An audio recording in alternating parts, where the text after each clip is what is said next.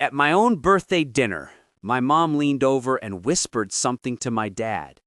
Then, in front of 20 guests, he looked at me and said the words that burned into my memory forever. "Son, go change the will." That night, I realized I was never family, but they had no idea. I wasn't the same son anymore. You know those moments when your entire life flips in one sentence? For me, it was my 30th birthday, the night I stopped being the obedient son and became something else entirely.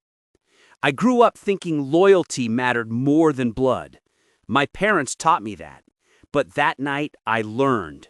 In my family, loyalty only mattered if you were rich. My name's Ethan, and until a few months ago, I thought I had a normal family. My dad, Richard, was a successful businessman.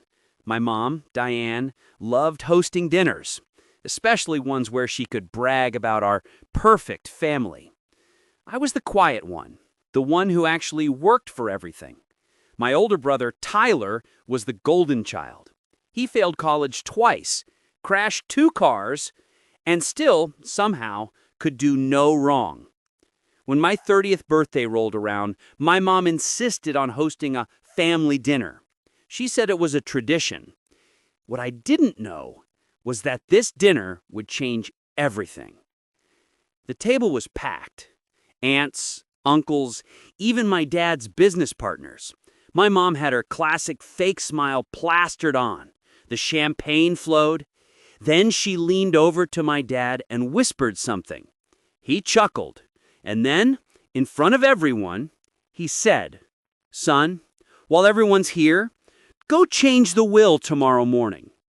Laughter! Everyone laughed, except me. It wasn't a joke, because I was the one managing my father's estate and legal paperwork. And when he said it, everyone knew what it meant. Tyler was getting everything. That night after everyone left, I confronted them. "Why would you do that in front of everyone?" I asked. My mom smirked. "Because, Ethan, you don't need to pretend anymore. Tyler will take over the company. You can find something else." It was like my chest caved in. My own mother, the woman who used to read me bedtime stories, was cutting me out of my own life. That night, I drove to my office and stared at my father's company records. I realized something. I built half of it. I was the one who kept it running while Tyler partied. And that's when the idea formed. Not revenge out of rage, but justice out of precision.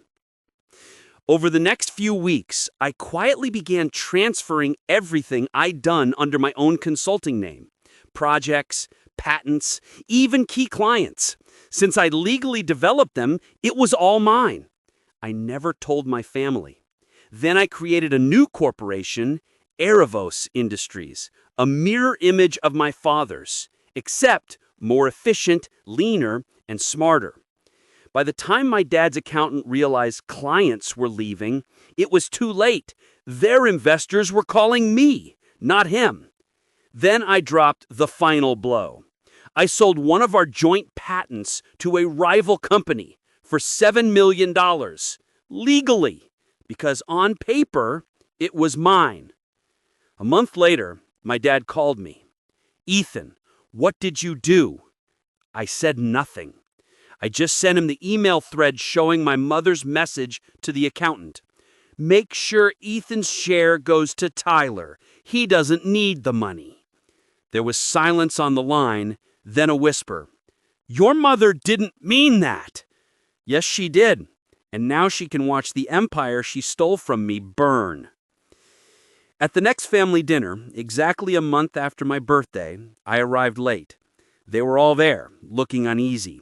My mom smiled, trying to keep the peace. I handed my dad a folder. Company papers, dissolution forms, and one last check. "I came to return what's left," I said. Then I turned to Tyler. "Happy inheritance, brother. Hope you enjoy running a company with no clients." Tyler's face turned red. My dad looked defeated. My mom, silent. As I walked out, I heard her whisper the same words she said that night. "Richard, do something!" And for the first time, my dad didn't. He just let me leave. It's been 6 months. My parents sold the house, Tyler's company folded, and me, I built something new. Not out of greed, but out of freedom. Revenge didn't make me happy, but it gave me closure. Sometimes you don't need to destroy people to get even. You just have to let them drown in the consequences of their own pride. If you've ever been made to feel small by your own family, remember this. You don't owe them silence. You owe yourself peace. And sometimes peace begins with walking away after setting the world right.